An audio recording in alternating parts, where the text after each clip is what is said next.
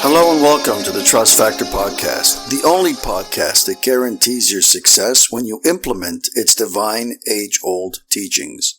Hi everybody, thanks for joining. Still coming to you from the beautiful land of Israel, continuing on in season 2 of the Trust Factor Podcast. We're going back to basics. We're going back to the foundational principles, the things that a lot of people take for granted. You know, there are teachers in this world. There are the definition of the term rabbi is teacher. Teachers play a very important role in our lives. They are held responsible for the task of educating us and putting knowledge into our heads and giving us awareness of where we've been and where we are and where we should be going to. That's the educational system. Whether they're winning or losing, succeeding or failing, that's a different conversation. But there are good teachers and there are bad teachers. The distinguishing factor, one of them, between good and bad teachers is that bad teachers presuppose a level of knowledge.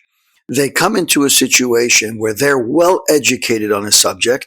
They're already in an advanced stage of knowledge, and they're coming to give over some of their knowledge to somebody who has little to none of what they have already acquired. Now, it's very difficult for an individual to pull back, to slam on the brakes, or to unwind and remember where they've come from and put themselves in a position where they don't know what they know, even though they know it. In other words, in order for me to give over information effectively, I need to come at the same level that my student is at. And that's a very difficult ask for a lot of people because they've spent so much time and energy building their own knowledge and growing and advancing that it's so hard to come back to the basics.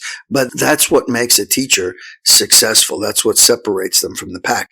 Now, we've kind of gone ahead a little bit in that we've started this podcast. Season 1 was on bitachon, which is trust. Trust, we've said even in season 1, relies on faith. You have to have emunah, which is what we're talking in season 2 about, in order to get to trust, which is what season 1 was about.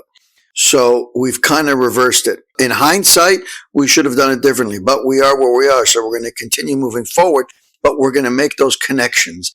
So right now, we're going to go back to basics, and we're going to presuppose that people don't have a basic grasp of what we're doing here, what our purpose is, that there's a creator, etc.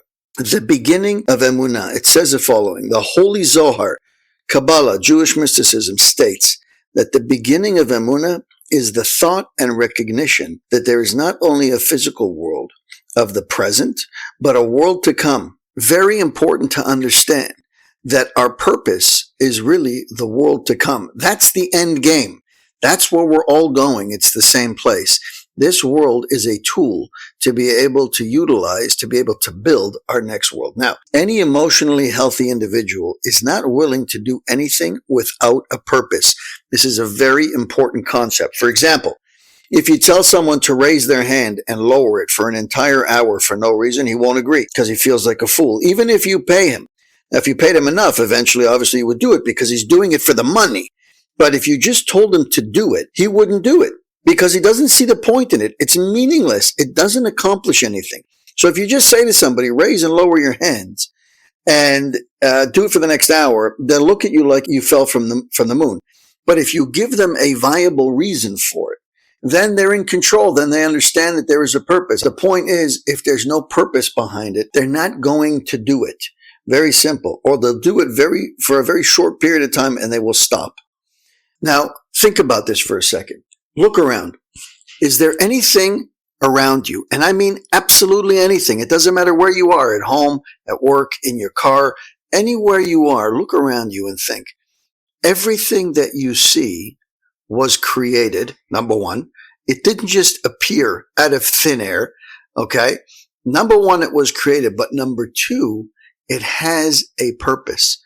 It has a distinct primary purpose associated with it. Some things have multiple purposes, secondary and tertiary purposes, but everything has at least a primary purpose associated with it. Nothing, if you're looking at the tiles on your floor, they're there for you to walk on comfortably. and they're also there for aesthetics. If you look at the walls, they're there to separate rooms. If you look at ceiling tiles, it's designed to be able to separate an unsightly ceiling, or the ductwork and the ventilation and the piping that's above the ceiling. If you look at a light bulb, it's designed to give light. If you look at the art on your wall, it's designed for decor. Everything that happens, everything that is around us, everything that exists is here and was created for a distinct purpose. We know that a chair is made to sit on. Can you use the chair as a ladder? Yeah. Sometimes people use a chair to get up to the top cupboards. That doesn't mean that's the purpose that it was created for, but you can certainly use it for that very same purpose. You can take a chair and use it as a ladder. It's not a very good ladder. It's not a very functional ladder, but it'll work to a certain degree. That could be a secondary or tertiary use for the thing, but its purpose was created primarily as a chair to sit on. And the same thing goes for everything that's around us. It has a distinct purpose. Nothing was created without a purpose. Humanity does not operate that way. We as human beings will not do something if there is no purpose behind it. Even if you think just vegging out and doing nothing, that is done also for a purpose. Why? Because you're tired. You want to rest. Your brain's been going too hard. You want to give it a rest. You don't want to think about anything. There is a purpose behind everything, even abstract art, where a lot of people don't understand this. It gives, number one, the artist a creative outlet, and it gives people an opportunity to purchase something that they can connect with on another level. Everything, my friends, has a purpose in this world. If humans, with their limited intellect, understand that they wouldn't do anything without a purpose, then they should realize that the Creator, with his divine wisdom, certainly doesn't do a thing without an express purpose. 100%. We're no better than him, my friends. Everything that he does is for a distinct purpose. The big picture of that being creation, that he created this entire existence for our benefit. With the above in mind, he says, it's absurd to think that the Creator created such a world of grandeur with its myriad of details without having a specific purpose in doing so. There's no way that the Creator would have created man, the most sophisticated of creation. We talked about this in season 1. We've talked about the physical makeup of a human being. We talked about the 70 or 80% water in a human's brain, the 80 billion neural connections in a human brain that operates in a slurry of soup that operates perfectly. We talked about the trillions of cells that are in our bodies doing distinct jobs perfectly. Everyone must ask himself, can my purpose on earth be fulfilled in a material world that culminates in death and physical decomposition? Does it make sense that the Creator would give me emotions, creativity, aspirations, and feelings just to suffer for 80 or 90 years and then to get buried in the dirt? Does it make sense? Obviously not. Does one's spiritual thirst and aspirations terminate in the grave?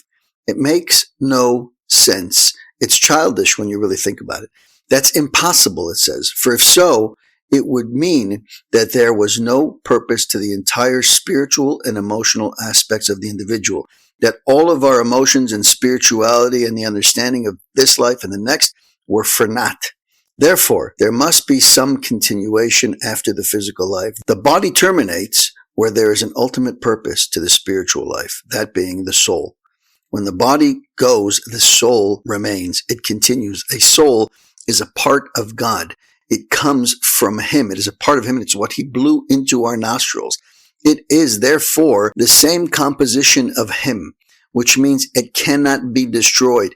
It is everlasting. It's eternal. This makes sense in the context of reward and punishment, where we act in a certain way in the physical world and then receive a reward in the spiritual world. Even so, there is an aspect of reward and punishment in the physical world. A person enjoys success when he does the Creator's will. When we do what we're supposed to do, that's what real success is. Contrastingly, he invokes tribulation upon himself when he transgresses. Yet these tribulations are not really punishments, but simply prodding agents to lead a person to an upright path. I've called these things consequences. Here he's saying this is God pointing you in the right direction. Tribulations are designed to stimulate a person to assess himself in the current path in life that he's pursuing. Maybe it's a mistaken one.